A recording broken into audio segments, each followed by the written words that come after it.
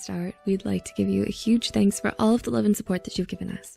And you help us do that. Now, let's continue. Do you sometimes find it tough to identify people who might not be good for your peace of mind?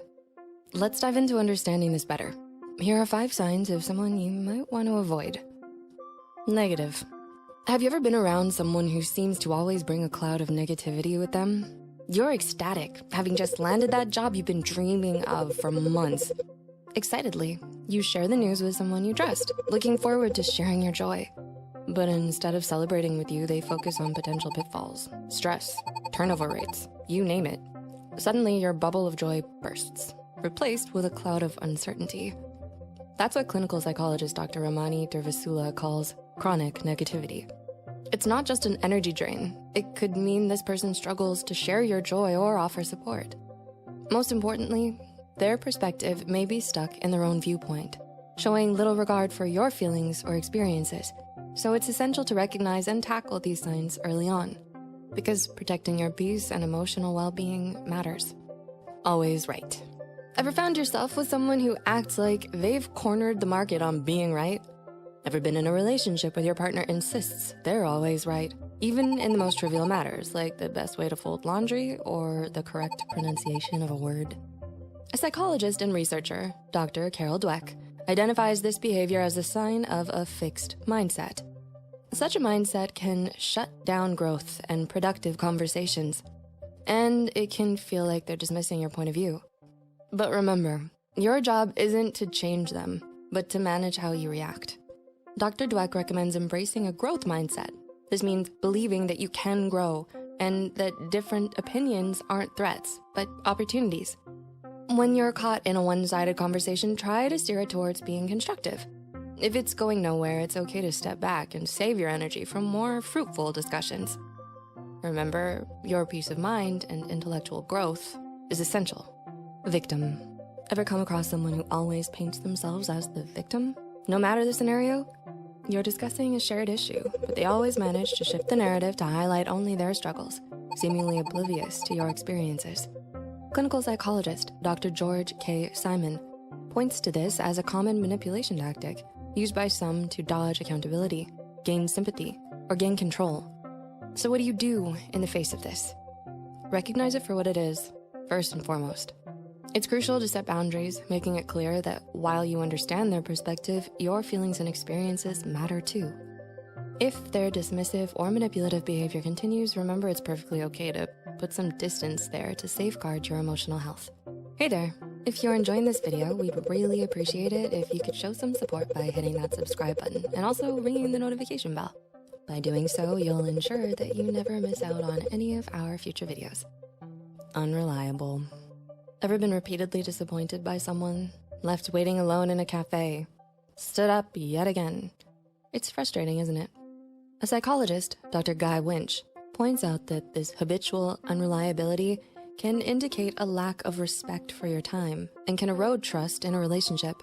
How do you navigate this? Start by communicating how their actions affect you. If their flakiness persists, it might be time to reevaluate. Your time is precious and deserves respect. You may need to create some distance or set stricter boundaries to protect your emotional well-being. After all relationships should stand on a foundation of mutual respect and reliability. No feelings allowed. Ever tried opening up to someone only to have them dismiss your feelings as if they don't matter? You're sharing something deeply personal, but they quickly switch topics, brushing your emotions aside like they're nothing. A psychiatrist, Dr. Gail Saltz, states that this dismissive behavior can make you feel invalidated, pointing to a lack of empathy and emotional understanding, vital elements of any healthy relationship. So, how should you respond? Start by expressing how you feel when your emotions are disregarded. If they continue to brush off your feelings, it's important to prioritize your emotional well-being, whether that means creating distance, seeking out more supportive confidants, or even getting professional help if it's affecting your mental health. Remember, your feelings are valid, and you have every right to be heard. Recognizing these signs isn't about pointing fingers or passing judgment. It's about safeguarding your peace of mind. Do any of these signs seem familiar? If so, you might also find our video, 10 Toxic People to Avoid, useful. But hey, don't hesitate to join the conversation below. We're all here to support each other. It's absolutely okay, even necessary, to establish boundaries and prioritize your mental tranquility. And if you know someone who might benefit from this conversation, feel free to share this video with them. We're all navigating this journey together after all. Until we meet again, take good care of yourself, okay? You deserve it.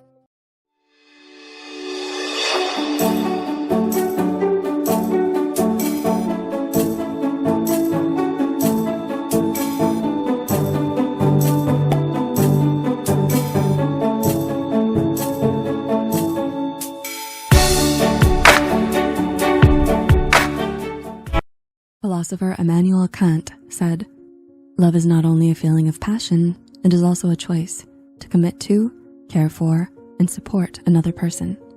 When it comes to a manipulative partner, these essential components of love may be absent or distorted. Being in love with a manipulator can be a confusing, challenging, and painful experience, especially when we've convinced ourselves that everything is fine. It's essential to recognize the signs of manipulation so that you can protect yourself from emotional harm, set healthy boundaries, and seek support. Here are 5 signs that you may be in love with a manipulator. Love bombing. Think back to the early stages of your relationship with your partner. Did they make you feel like the center of the universe? Shower you with excessive gifts, love, and affection? Even saying, "I love you" before getting to know you? Perhaps they tried to rush the relationship forward, discussing marriage or the idea of moving in together before you were ready. This sounds like love bombing. But what exactly does that mean? According to Psychology Today, love bombing is a common tactic of manipulation where one partner bombs the other partner with overly affectionate behavior. Manipulators do this to gain trust and make their partner more dependent on them. While it may feel good to be the center of someone's world, love bombing is not a sign of genuine love and affection. It's important to note that, according to psychiatrist Dr. Dale Archer, excessive attention and affection does not always constitute love bombing if there is no further abuse. However, don't be surprised if you notice a devaluation phase where your partner stops showing affection and uses other forms of manipulation. Archer suggests that love bombing typically decreases or disappears altogether as the relationship progresses. Once the manipulator gains control, they may no longer feel the need to use love bombing as a tactic, and instead may resort to other manipulative tactics like gaslighting. Gaslighting? Everyone thinks you're crazy. You're imagining things. I never said that. I did this because you made me. This is your fault. Sound familiar? Gaslighters try to fill their victim with doubt and in turn make them question their own reality, furthering their control over them. Studies from the Open Journal of Medical Psychology found that gaslighters often use various tactics to achieve their goals, such as frequently denying things they've said, blaming others for their behavior, or twisting the truth to make themselves look good. You may find yourself doubting your own sanity or wondering if you're overreacting to situations. According to Dr. Stephanie Sarkis, manipulators may also use gaslighting to isolate you from others, making you think that they're the only one who cares.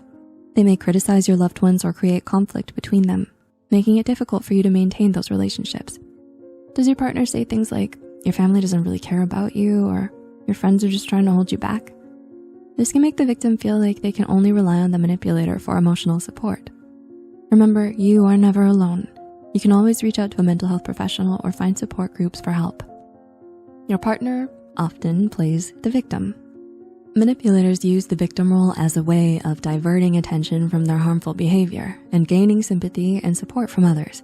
They may even make you feel guilty for things that are not your fault. Aaron Leonard, PhD from Psychology Today, says that manipulators may do this by exaggerating or inventing their own struggles or portraying themselves as powerless and vulnerable. Even if they caused the problem, they may present themselves as the one who has been wronged. They don't want sympathy though, just control. By saying things like, "Nobody understands me," or "You don't appreciate everything I do for you," manipulators can induce feelings of guilt or responsibility in their victims and lead them to believe that the manipulator can do no wrong. It's crucial to recognize this behavior and avoid falling prey to a manipulator's victim-playing tactics. Walking on eggshells. Do you feel like you're constantly tiptoeing around your partner's emotions, worried about upsetting them or saying the wrong thing?